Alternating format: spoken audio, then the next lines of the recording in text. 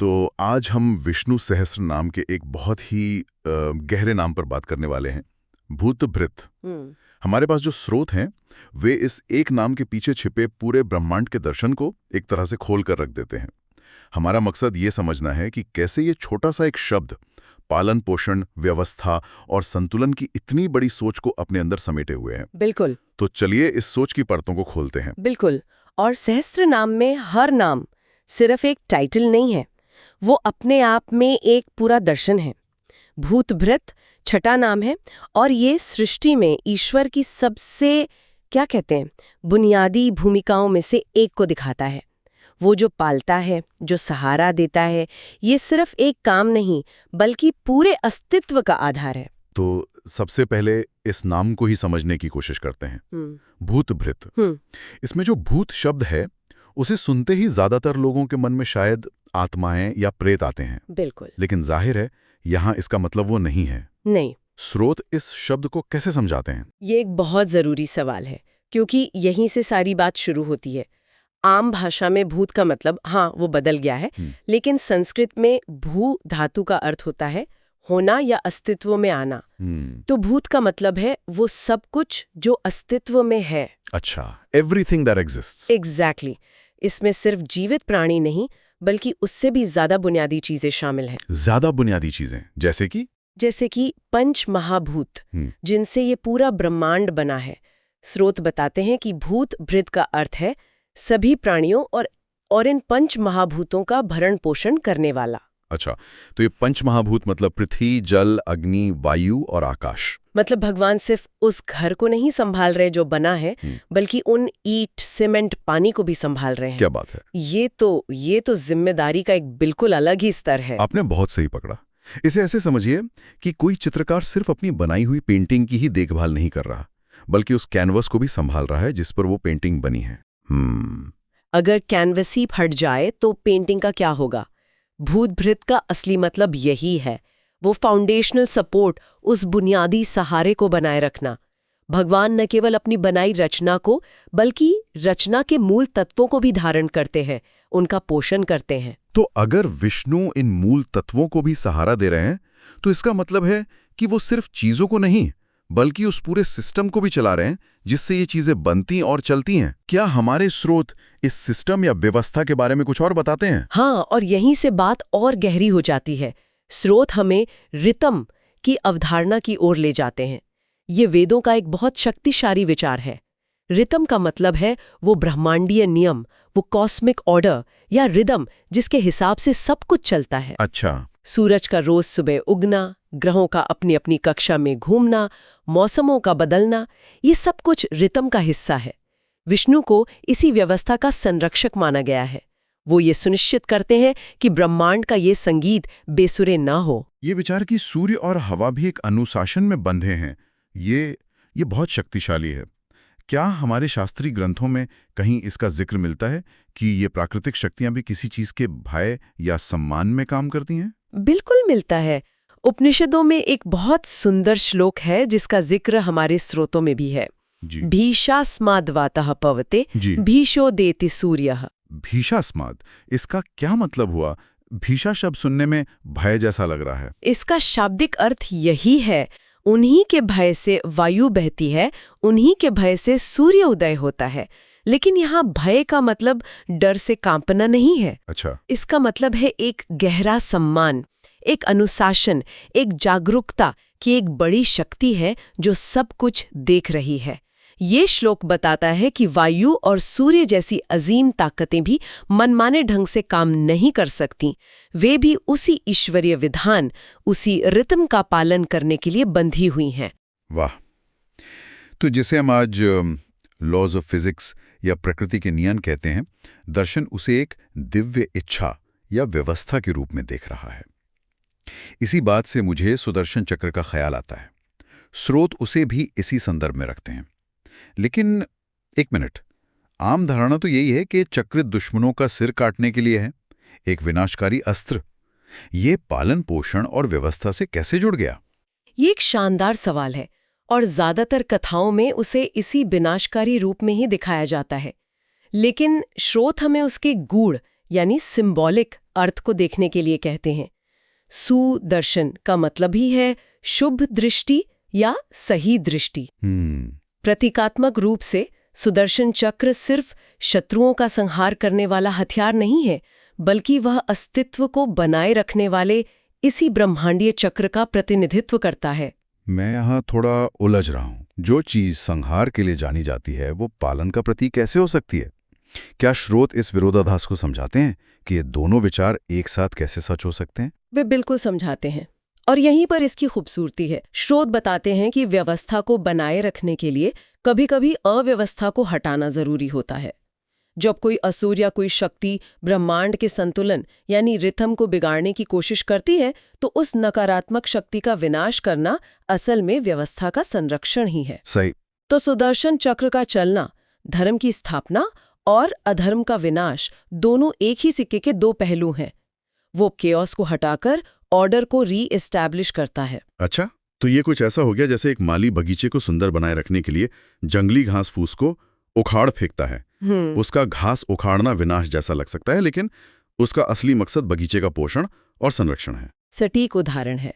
सुदर्शन चक्र का चलना उस ब्रह्मांडीय गति का प्रतीक है जो संतुलन बनाए रखने के लिए जरूरी है। ये सृष्टि, स्थिति यानी पालन और प्रलय के निरंतर चक्र का प्रतीक है।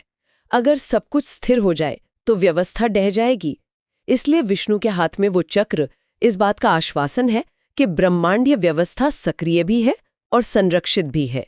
ये विनाश के माध्यम से संरक्षण का एक उत्तम प्रतीक है। ठीक है, तो हमने एक विशाल ब्रह्मांडीय व्यवस्था की बात की जिसे भूत भृत बनाए रखते हैं, लेकिन ये सब तो बहुत बड़े स्तर की बातें हो गई। ग्रह, नक्षत्र, सूर्य, एक आम इंसान के लिए इसका क्या मतलब है? हम इस पालन पोषण को अपने रोजमर्रा के जीवन में कैसे अनुभव करते हैं? स्रोत इसे भगवद गीता से जोड़ते हैं, जो शायद इस विचार को हमारे और करीब ले आएगा। हाँ, और यही भारतीय दर्शन की खूबी है। वो कभी भी सिर्फ एब्स्ट्रैक्ट ब्रह्मांडीय अवधारणाओं में नहीं खो जाता। वो हमेशा उसे व्यक्तिगत अनुभव से जोड़ता है। गीता में भगवान कृष्ण अर्जुन से बहुत साफ शब्दों में कहते हैं कि वो हर उस चीज में मौजूद है जो पोषण देती है। स्रोत उनके शब्दों को उद्धृत करते हैं, मैं सूर्य का प्रकाश हूँ, पृथ्वी की उर्वरता हूँ, पौधों में बढ़ने की शक्ति हूँ, भोजन में स्वाद और पोषण हूँ, और अग्नि में गर्मी हूँ। एक मिनट रुकें। स्रोत में एक और बात कही गई है जो मुझे बहुत दिलचस्प लगी। वे सिर्फ पोषण देने वाली चीजें ही नहीं हैं, बल्कि वे भोक्ता यानी खाने वाला या अनुभव करने वाला भी हैं। ये तो पूरी बात को ही पलट देता है। बिल्कुल, और ये इस विचार को एक नया आयाम देता है। इसका मतलब है कि पोषण देने की प्रक्रिया, जैसे सूर्य की रोशनी या भोजन, और पोषण ग्रहण करने की प्रक्रिया, जैसे हमारा भोजन करना, इन दोनों में वही एक दिव्य चेतना काम कर रही है। ऊर्जा देने वाला और ऊर्जा लेने वाला दोनों उसी एक स्रोत का हिस्सा हैं। ये एक कंप्लीट सर्किट है। तो इसका मतलब ये हुआ कि जब हम भोजन करते हैं तो सिर्फ हम भोजन नहीं कर रहे होते। उस भोजन को पचाने की जो आग हमारे पेट में है, मतलब जठराग्नि, और उस भोजन को ग्रहण करने वाले हम, दोनों में उसी भूत भृत का अंश है। ये तो खाने जैसी साधारण क्रिया को भी एक यज्ञ बना देता है। एकदम सही। ये हमें व्याप्नोति इति विष्णु के अवधारणा तक ले जाता है, यानी जो हर चीज में व्याप्त है वही विष्णु है। विचार ये है कि ईश्वर हमारे शरीर, मन और ब्रह्मांड के हर काम की अध्यक्षता करते हैं और उसका पोषण करते हैं। हमारी हर सांस, दिल की हर धड़कन, भोजन का पचना, ये सब छोटी छोटी क्रियाएं भी उसी बड़ी ब्रह्मांडीय व्यवस्था का हिस्सा है जिसे भूत भृत बनाए रखते हैं। ये संतुलन का विचार बार बार सामने आ रहा है, और जब भी हम भारतीय दर्शन में संतुलन की बात करते हैं तो त्रिगुण, सत्व, रजस और तमस का जिक्र जरूर आता है। क्या स्रोत भूत भृत को इन गुणों से भी जोड़ते हैं? हाँ, और ये कनेक्शन विष्णु की भूमिका को एक बड़े कॉस्मिक ड्रामा में स्थापित करता है। स्रोत बताते हैं कि ईश्वर के अलग अलग पहलू इन तीन मौलिक गुणों से जुड़े हुए हैं। कैसे? इसे थोड़ा और समझाइए। देखिए, भूतकृत यानी निर्माता का पहलू, जिसे हम ब्रह्मा से जोड़ते हैं, वो राजसिक गुण से जुड़ा है। राजस का मतलब है क्रिया, जुनून, गति, पैशन। कुछ भी नया बनाने के लिए एक एक्टिव क्रिएटिव एनर्जी की जरूरत होती है। ठीक है, ये समझ आता है। और संहार का पहलू? रुद्र यानी संहारकर्ता का पहलू तामसिक गुण से जुड़ा है। तामस का अर्थ है जड़ता, अंधकार, विघटन। जब सृष्टि को वापस अपने मूल में समेटा जाता है तो वो एक तामसिक क्रिया है। तो फिर भूत भृत कहाँ फिट होता है? जाहिर है वो सत्व होगा, लेकिन इसका मतलब क्या है? क्या सत्व बाकी दोनों से बेहतर है? यहाँ बेहतर या बदतर का सवाल नहीं है, यहाँ भूमिका का सवाल है। भूत भृत यानी पालनकर्ता का पहलू सात्विक प्रकृति का प्रतिनिधित्व करता है। अच्छा। सत्व का अर्थ है पवित्रता, सद्भाव, संतुलन, प्रकाश। हाँ। यह वो शक्ति है जो निर्माण के राजसिक आवेग और विनाश की तमसिक जड़ता के बीच एक हार्मनी, एक संतुलन बनाती है। अच्छा। एक तरफ बनाने की ऊर्जा है, दूसरी तरफ समेटने की, और बीच में भूत भृत यानी विष्णु है जो उस बनी हुई चीज को संभालते हैं, उसे पोषित करते हैं और उसमें सद्भाव बनाए रखते हैं। तो विष्णु की भूमिका इन दोनों के बीच बैलेंस बनाने की है। वो एक तरह से कॉस्मिक बैलेंसर हैं। बिल्कुल। यह दिखाता है कि पालन पोषण कोई पैसिव एक्टिविटी नहीं है। ये नहीं कि एक बार कुछ बना दिया और छोड़ दिया। यह एक बहुत ही सक्रिय और सचेत प्रयास है जिसमें संतुलन साधना पड़ता है। ये राजसिक जुनून और तामसिक अंधकार के बीच एक सामंजस्यपूर्ण मध्य मार्ग है। इसीलिए सात्विक गुण को सबसे शुद्ध माना जाता है, क्योंकि वो संतुलन की अवस्था है, केओस की नहीं। तो अगर हम पूरी चर्चा को एक साथ देखें, हमने भूत भृत के शाब्दिक अर्थ से शुरुआत की, यानी सभी का पोषण करने वाला। फिर हमने देखा कि ये सिर्फ प्राणियों का नहीं बल्कि पंच महाभूतों का भी पोषण है। फिर हम ब्रह्मांडीय व्यवस्था या रितम पर आए, जहां सुदर्शन चक्र भी विनाश से ज्यादा व्यवस्था का प्रतीक बन गया। और फिर गीता के जरिए हम इसे अपने रोज के खाने तक ले आए। और आखिर में इसे त्रिगुणों में संतुलन की सात्विक शक्ति के रूप में समझा। हाँ। और इसका निचोड़ यही है कि भूत भृत सिर्फ एक नाम नहीं बल्कि पालन पोषण का एक पूरा दर्शन है। बिल्कुल। ये एक ऐसी दिव्य उपस्थिति की ओर इशारा करता है जो आसमान में सूरज की रोशनी से लेकर हमारी थाली में मौजूद भोजन के पोषण तक हर चीज को धारण करती है और उसे पोषित करती है। ये हमें याद दिलाता है कि हम एक ऐसी व्यवस्था में जी रहे हैं जो रैंडम या केओटिक नहीं है, बल्कि उसे लगातार सहारा दिया जा रहा है, उसे पोषित किया जा रहा है। और इसी के साथ हम अपने श्रोताओं के लिए एक विचार छोड़ जाते हैं। स्त्रोत में जो ये बात कही गई कि पालन करने वाले विष्णु ही भोक्ता यानी भोजन करने वाले भी हैं, वो बहुत गहरी है।